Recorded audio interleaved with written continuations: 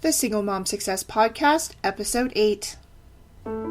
Heather Wells and the Single Mom blog present Single Mom Success, the place for single moms to find support, inspiration, and the path to their own success.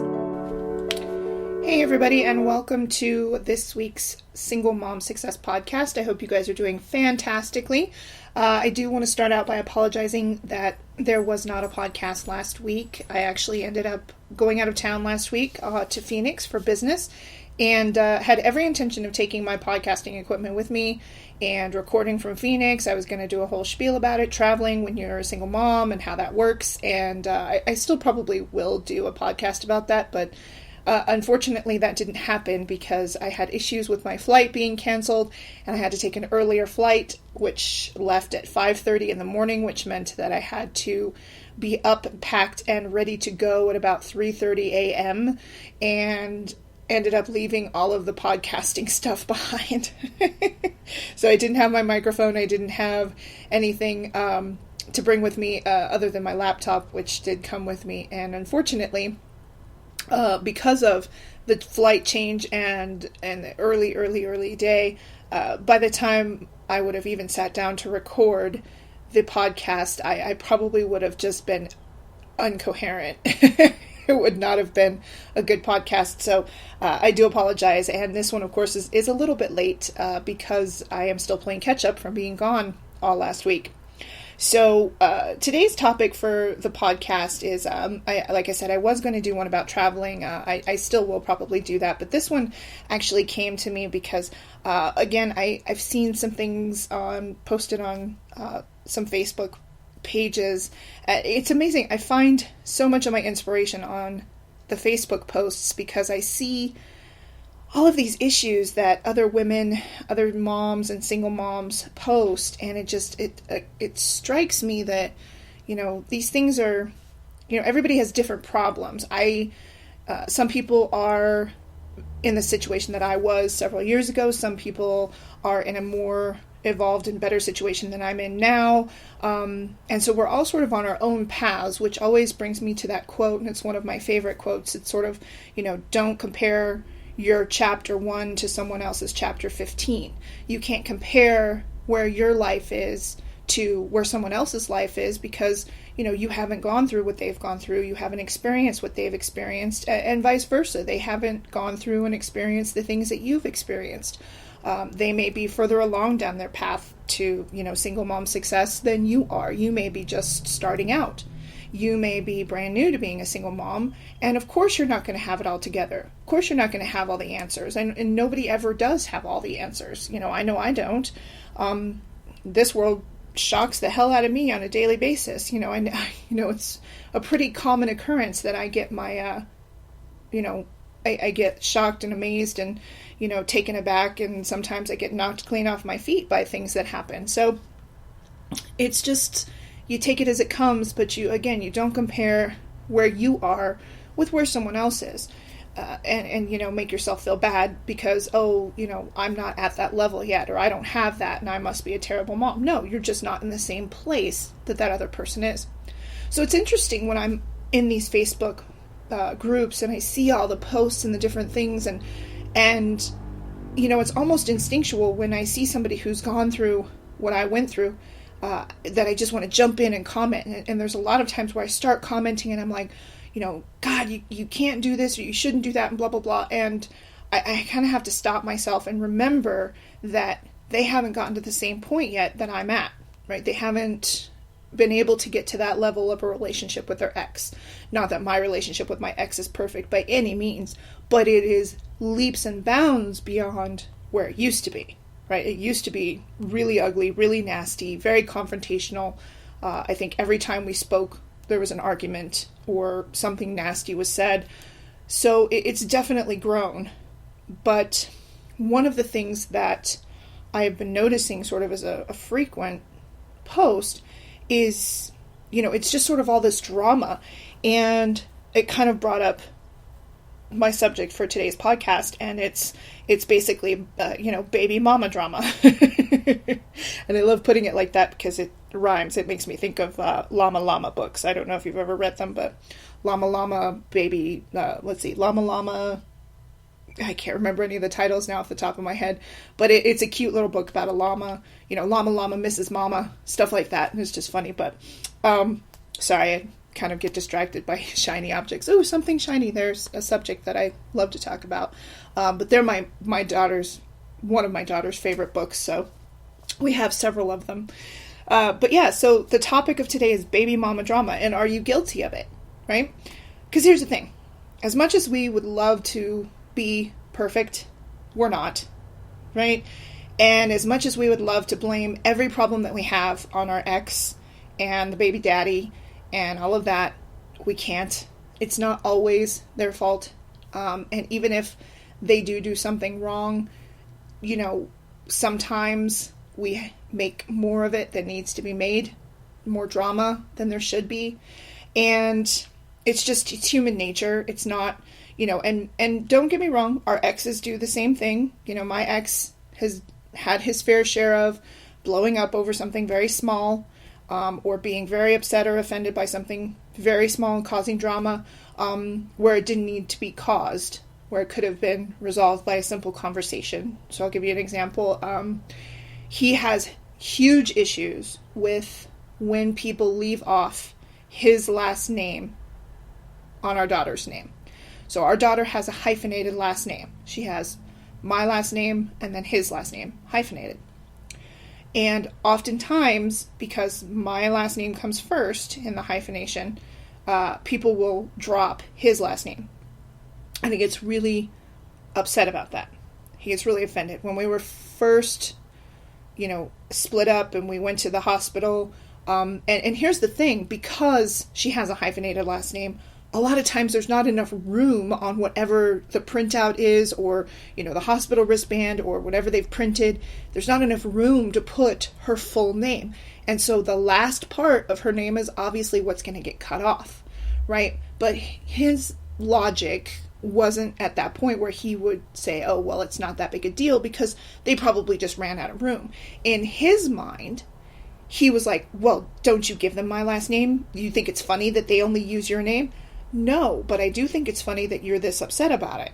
Like, I understand that you want her to have her last name, but like, just because they left it off on this piece of paper doesn't mean her last name has been changed. It doesn't mean that that's still not her last name.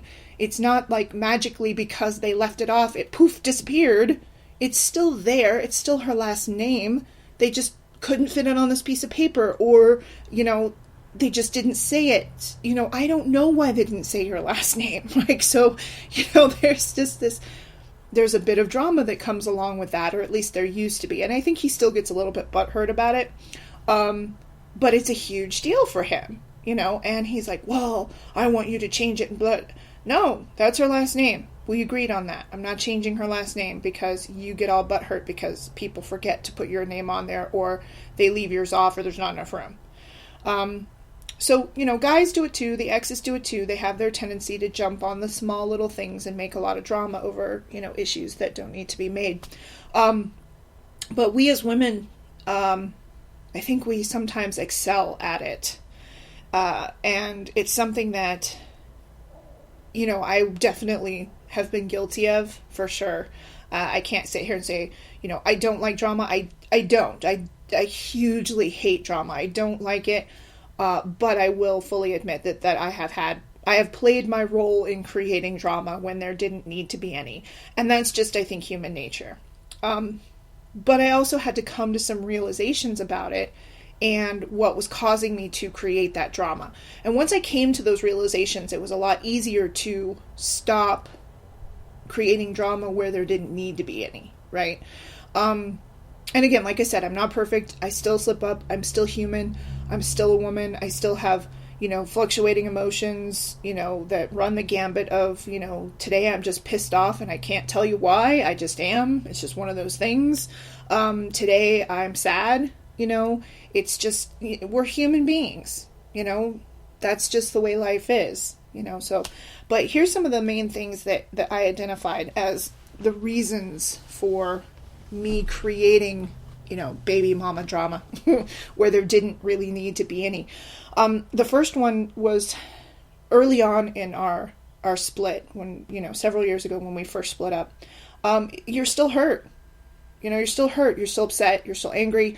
Whatever the reason that you're not with this person, you're still hurt by it. This is a possibility. And again, it may not be true for everyone. Some people, they weren't in a relationship with the father of their children ever. So there was no hurt to be had, right? But for most, there's some sort of relationship that occurred, whether it was marriage, long-term relationship, short-term relationship, or like in my case, you were more in love with this person or thought you were more in love with this person than they clearly were with you. They cheated on you, which again, I still firmly believe my ex was seeing his now wife, before he and I split. So there was a lot of emotional issue that came when we were split up. And so a lot of the drama that came about from that time was because I was still very hurt. I was still very upset, very hurt, very heartbroken, very angry. And I think as humans, when we are that hurt or when we are that emotionally raw, we want to lash out at others so that to try and make them feel as bad as we feel, right? Like, we feel like crap, so I want to make you feel like crap because that'll make me feel better. It's not logical, but a lot of times that's how it is. I'm upset, I'm pissed off, I'm hurt, you hurt me, so I'm going to lash out at you to try and make you feel as bad as I do, or to try and cause you as much pain as I feel, or some morsel of the pain that I feel. And so I think there was a lot of that in the initial issues that I had with my ex. And again, not to give him a free pass, because he definitely, that boy has his own set of issues. I mean, like a therapist would have a field day with him, I think. But probably with me too.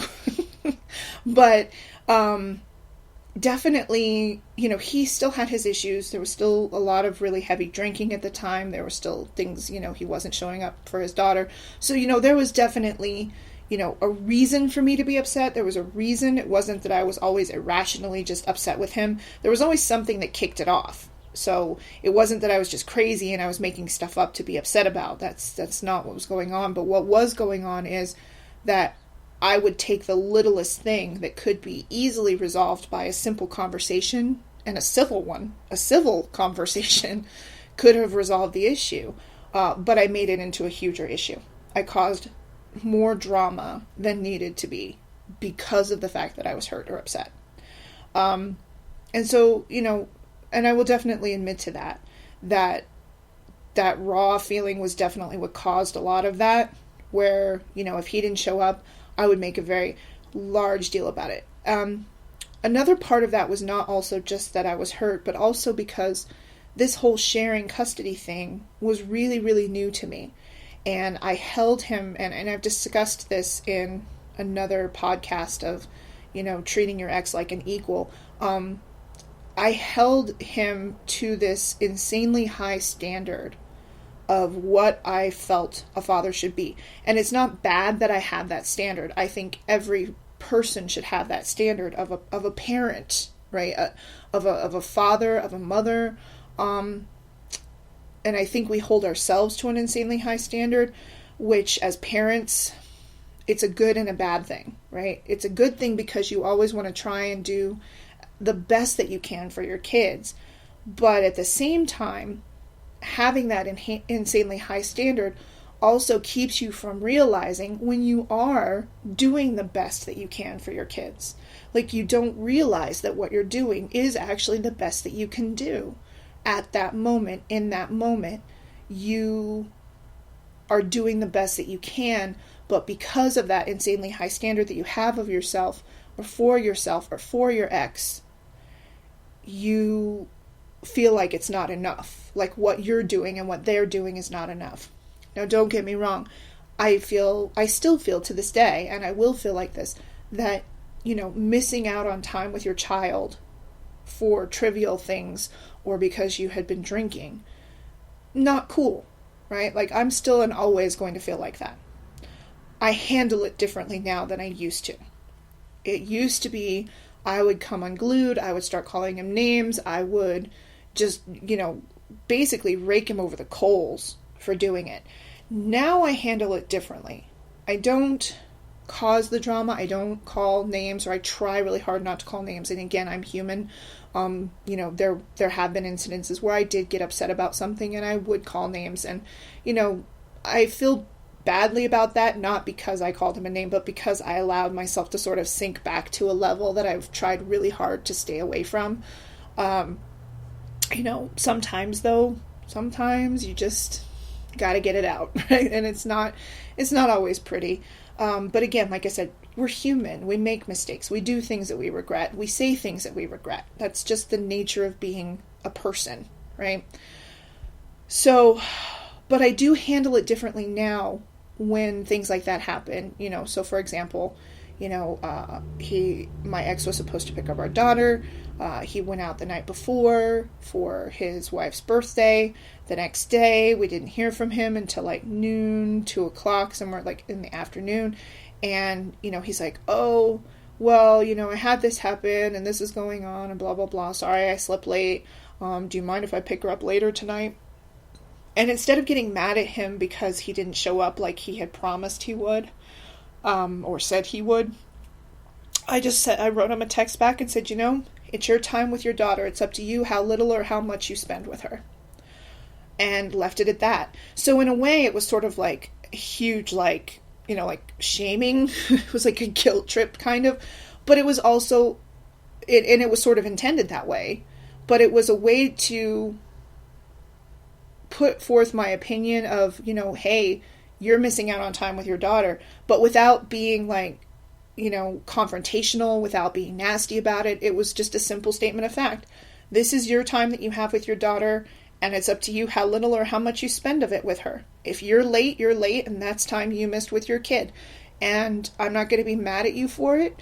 I'm just going to take care of it from my end. So all I can do when those situations happen is talk to my daughter, say, I'm not sure what's going on with your dad, but you know what? We're going to spend our day. And if we hear from him, we hear from him. And if we don't, we don't, right? But we're not going to wait around. We're not going to let it ruin our day. So, if we had plans to go to the zoo or let's say if I had made plans to do something with my boys, then she just comes along with. Like, okay, you're coming with and we're going to do what we were going to do. I'm not going to sit here waiting for him to show up. And I'm not going to be angry about it because I'm not letting him ruin my day. That gives him way too much power over my day. He's an ex for a reason. I don't let him have that kind of power over what I do in a day. So if he's not able to make it when he said he was going to make it, okay, then I'm going to go about my day. And now you have to figure out how to get now you have to go along with my schedule. My schedule was going to start when you picked up our daughter. But because you didn't pick her up when you said, I'm going about my day, and now you have to deal with my timetable. And it's not drama, and it's not me being nasty. It's just, you have to understand that my life doesn't revolve around you. Right? And it's just very civil. I'm not being nasty. I'm not being rude. Okay?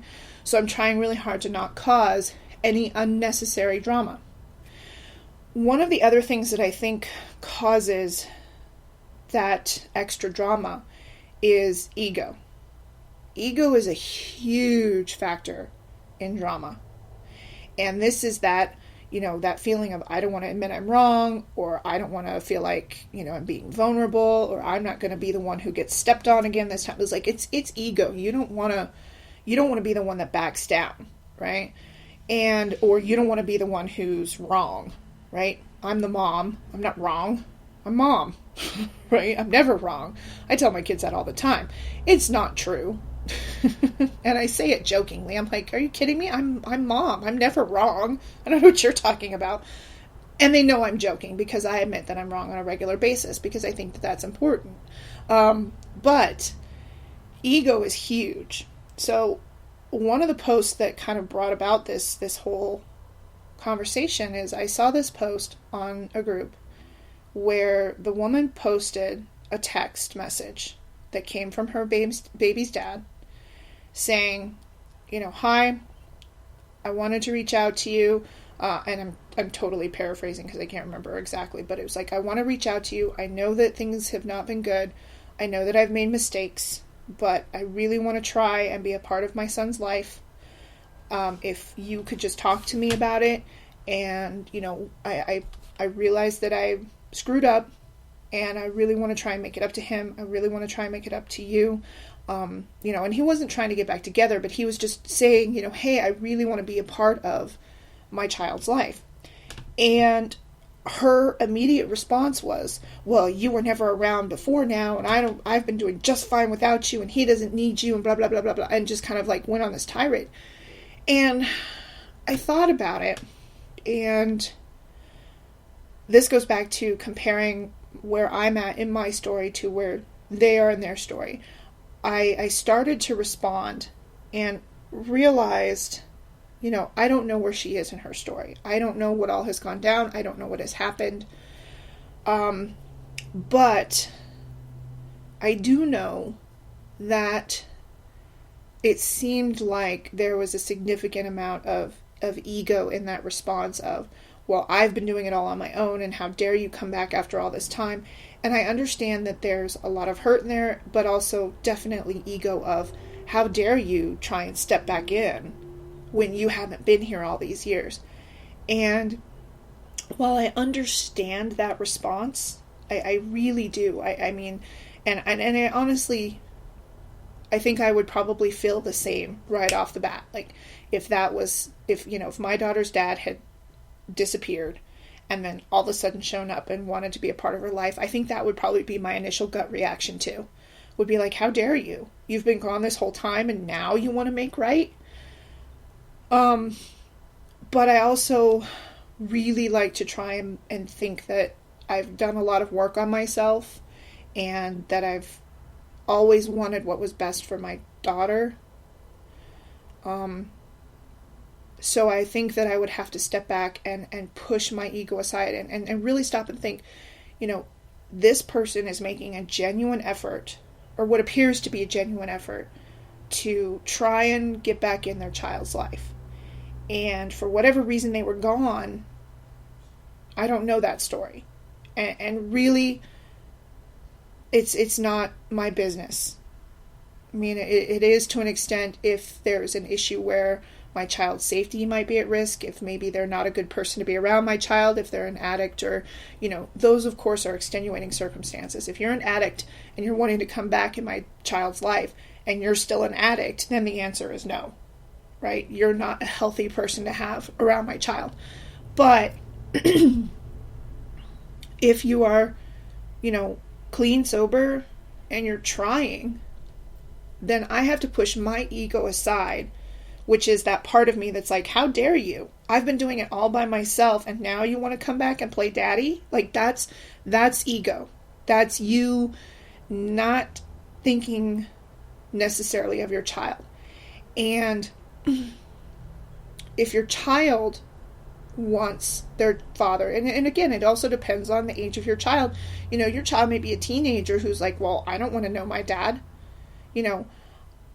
There's definitely always going to be different dynamics that go around this. So like I said, there can't be one cookie cutter answer for everybody's problem, right? But in all honesty, thinking of the way that this woman responded, and her question was to the group, was I wrong? Was I wrong for feeling this way? And my thought was, no, you're not wrong for feeling that way. I don't think you're ever wrong for feeling. You're a human being. You feel what you feel. There's no right or wrong about it. However, I think that not even being willing to open up a conversation or dialect about it, not being able to say, this is how I feel. You're just popping in after all this time, and I don't know how I feel about that. I don't know if it's a good thing for you to just pop into her life. I don't know if she'll accept you. Are you going to stay? Because I do understand that desire to protect your child from somebody who just pops in after a period of time. If they're going to pop in, maybe they'll just as easily pop back out. And that's definitely hard for a child. And, it would break my heart to see them hurt like that. It breaks my heart now when my boys ask about their dad, And they know the situation that happened. I've got one who's curious about who his father is, and the other who's like, no, he totally ruined our lives. He changed our lives. He hurt us. I have no desire to ever see him. I don't ever want to meet him. You know? So everybody's dynamic is obviously going to be different. And I totally understand the need to, and the desire to feel like you need to protect them from being hurt. But here's the thing. As parents, we always want to protect our children from being hurt, but we can't. They're going to be hurt. And there are times that we're going to be the ones that hurt them. Whether we intend to or not, as parents, we're human. And we're going to make mistakes, and we're going to do things that hurt them. We won't mean to. We won't try to. But at some point, we're going to hurt them too. They are going to be hurt. They're going to get their hearts broken. They're going to have their friends leave. They're going to have loss in their lives. We can't protect them from being hurt. We really, really can't. And so the best that we can do is to be there when it happens and love them and support them and try and do everything that we can to help them heal. And if that means that, you know, their dad decides to pop back into their lives and we allow it, and then he pops back out again, then we deal with the repercussions of that and we help them heal. And honestly, the knowledge of that kind of I hold to is, at that point, their father, just like my daughter's dad, he's defining his relationship with his child. I'm not the one saying you can't rely on your father or your dad's unreliable when it comes to picking you up or dropping you. Like, he's already done that for her. She already knows before, you know, I don't have to say anything. When I say your dad's going out to celebrate his wife's birthday, he's going to pick you up tomorrow, the first words out of her mouth are, so then I probably won't hear from him until late in the afternoon. Because she already has it in her head. She knows that he's going to be drinking. And he's established that relationship with her. He's established that understanding. I haven't. He has. He's built that relationship with her.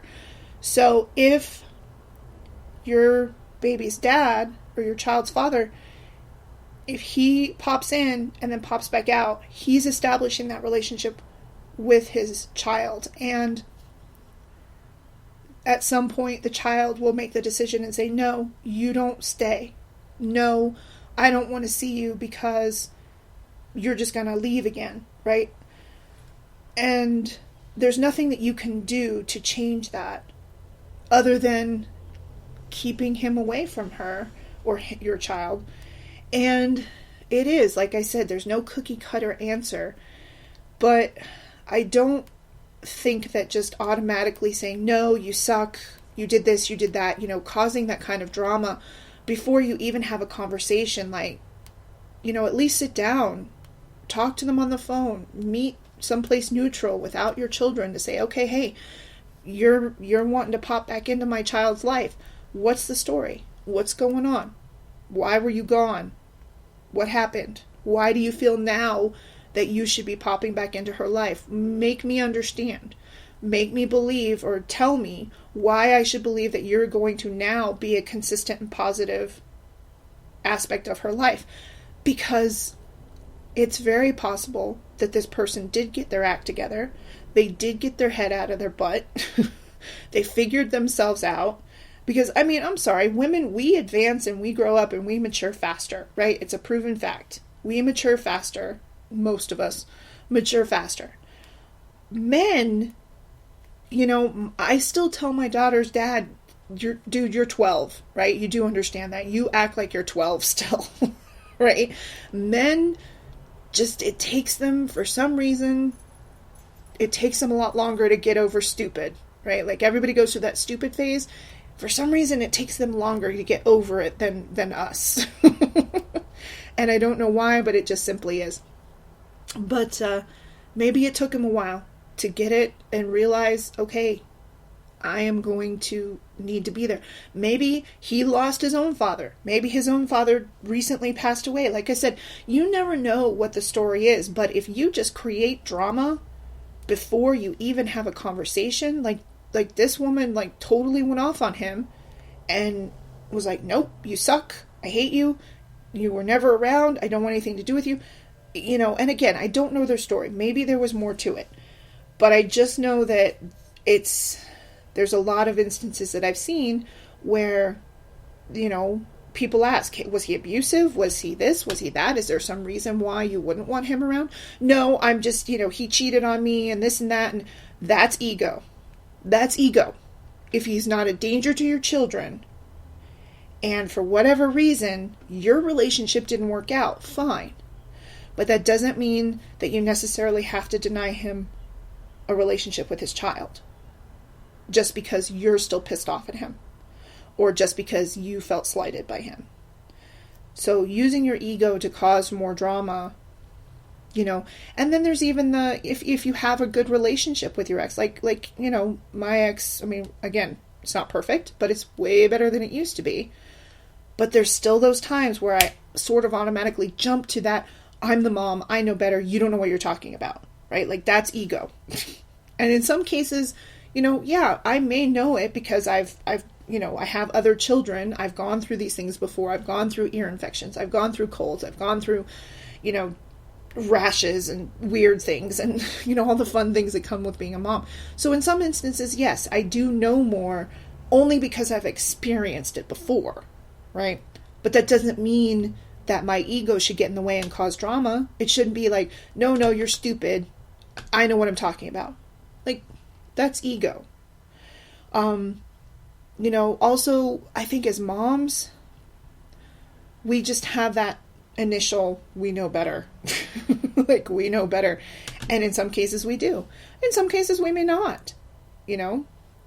So sometimes that ego can definitely get in your own way. And it's really hard sometimes to tamp it down, right? Because there's a lot of times where he'll say something or he'll do something and I have to bite my tongue because I'm just like, I wouldn't do it that way, or that's not the best way, but it's his way, and she's not in danger, she's not hurt, and I've just got to let him be him and do him to the best of his ability, right? And as long as she's safe, I can't make those decisions for him. I can't make him be different than who he is, right? And ego is what makes you want to try. That ego of, I know how to parent better than you, so just let me tell you how to do it. Right? That's where that causes drama. There's more drama there. I mean, and think about it, as a parent, you know, you don't want another parent. If some other parent that you didn't even know, like you're at the park, imagine you're at the park with your kids and they're doing something and your son or daughter does something and a random parent comes up to you and says, you know, I wouldn't do it that way. This is how I would do it. You should do this. Like, we as parents, we're like, dude, who the hell are you telling me how to parent my kid? Right? Who are you to tell me how to parent my child? So just imagine now, what makes that different than what you're trying to do to your ex? Right? And again, I still catch myself. I do it all the time. We're human. I cannot express this enough. We're human, and I'm totally human, and I make gobs of mistakes. I make tons of them. But I'm trying to identify and censor myself when it happens. Like, I'm just sort of like that, and I sort of just have to catch myself and force those words to go right back in my mouth. Like, I don't need to say these things because it will cause drama where there doesn't need to be drama, right? You know, and one of the other problems that I find with causing baby mama drama is listening to other people's voices, listening to other people's opinions. And what I mean by that is not advice, right? Here's the thing. There's a difference between advice. Like, what I'm offering is advice. I'm offering advice. I'm not telling you what to do. I'm not telling you how to do it. I'm just saying these are my opinions and this is what I think. You are clearly fully capable of making your own decisions and doing whatever it is that you're going to do. You can listen to this podcast and go, this woman's full of crap. I don't know why I'm listening to this, right? So, but this is just the things that I have experienced and the things that have helped me. And again, no cookie cutter solution is going to solve every problem, right? But I do know that these are things that I have seen and that I have seen in myself and others, and seeing them in myself and adjusting, it has improved my relationships with my ex, with my family. But the one thing that I do know is there's other outside people who love to chime in on your situation. For example, there has been a lot of drama that has been caused between my ex and I that has originated from his wife. And I'm sure that some of you have dealt with this. There has been drama caused by another individual who quite literally, their opinion, their voice, their words, their actions cause issues between the two of us. I'll give you an example. The two of them got into an argument one evening when my daughter wasn't even there, mind you, she was here. And I get a text message from his wife saying, "Oh, I just wanted you to let you know maybe you shouldn't bring Brooklyn over because, Rick's going down to his bad place again." And I was like, "What are you talking about? Brooklyn's not even there." And she goes, "Well, he's drinking a lot." I'm like, "Well, I don't care if he's drinking right now. Brooklyn's not there. She's not coming this weekend. She's not there until next weekend." She goes, "Well, I know. I just wanted to let you know so that you were aware that the problems are coming back." So basically, these two got into an argument, and this woman tried to use me to cause a problem. She tried to cause a problem between the two of us as a way to get back at him. Right? And had this been several years ago, I probably would have gone off the rails. I would have been like, "Dude, your wife's telling me that you're having all these drinking problems. I don't know if Brooklyn should go over there, blah, blah, blah, blah, blah." He's allowed to drink. He's an adult. He can do what he wants. He just can't do it when Brooklyn's there. If Brooklyn is not there, I could care less what the man does. I don't think about him unless I need to. Like, his life plays no role on mine unless it has something to do with our daughter. When our daughter's not there, don't care. Don't care what you do. That's on you. Live your life the way you want to live. Just as I expect him to allow me to live my life the way I want to live.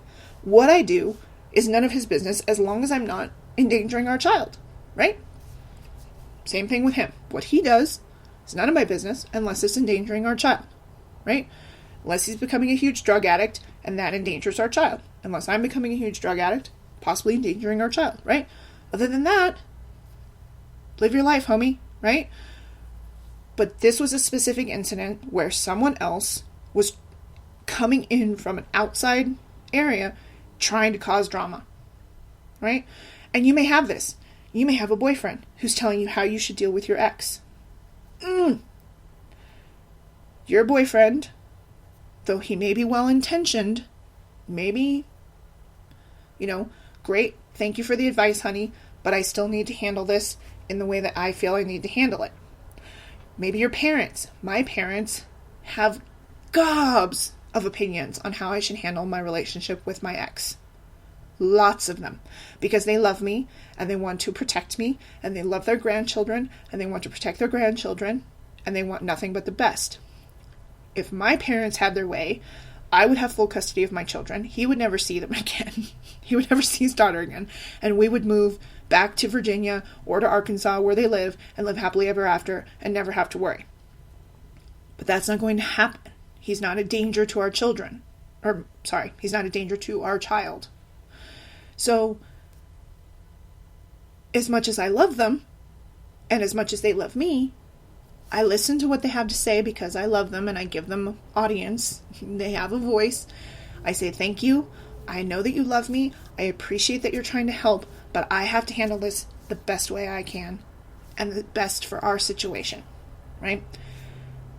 Other people and other voices and other factors, they will always have an opinion.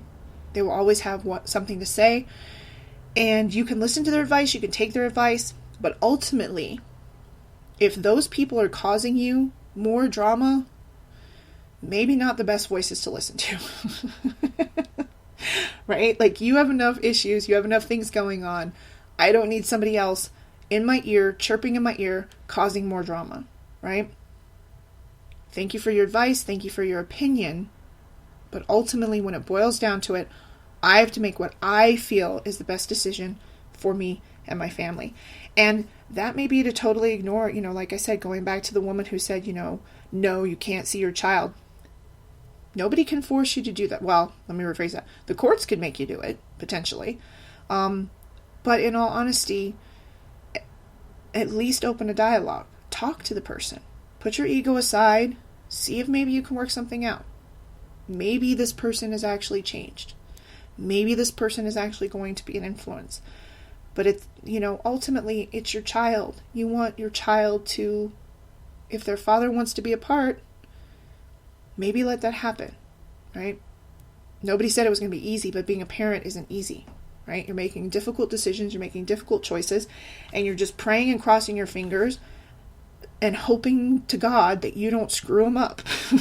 We're trying to get through this where your child needs as little therapy as possible when they become an adult, right? That's the goal. But yeah, so like I said, there's so many things going on. There's so many issues that can come up being a parent, and you're going to have drama left and right, causing more of it yourself. Like, you don't need that. And in all honesty, if you can stop and sort of really examine, like, honestly, like, take a step sort of outside of your own skin and take a look at issues that you've had with your ex or, your current boyfriend or whoever, and go, did I make more of an issue out of that than really needed to be made? Did I cause more drama? When I'm dealing with my ex, are these factors, the fact that I'm still hurt, or the fact that I'm still angry, or my ego, or, my parents in my ear, are these factors causing me to cause more drama where there doesn't need to be? Where maybe I could just sit down and have a civil conversation. Put my anger, put my hurt, put my ego, put all of that aside. Again, no one said it was easy. But do it, and then see if you can't form a civil conversation where there is no drama. Be civil, and hopefully you can do that. Now, this is only you. You can only control you. You can't control what the other person does, So if you're not the cause of the drama, and the other person is the cause of the drama, then just don't sink to that level. Like, my ex has had times where he's tried to bait me into a fight. I'm like, dude, I'm not doing this with you. I refuse to get in this argument with you. I'm not doing it, right?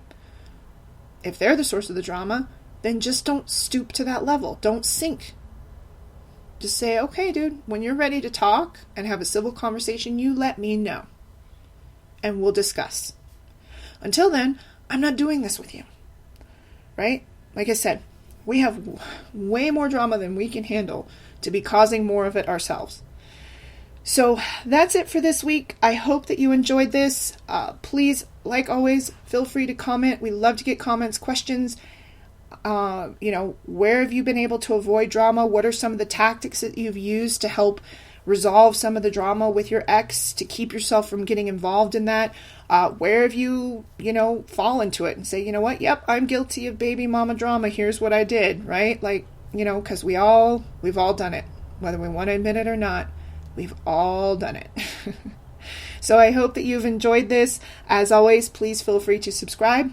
Like us on Facebook, The Single Mom Blog, and we'll talk to you again next week. Take care.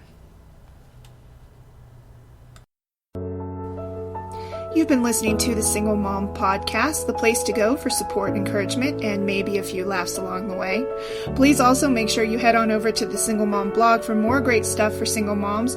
We have resources, free things to print out, great articles. Can't wait to see you there. Be sure to leave feedback and comments because we love hearing from other single moms. And if you like this podcast, please be sure to subscribe.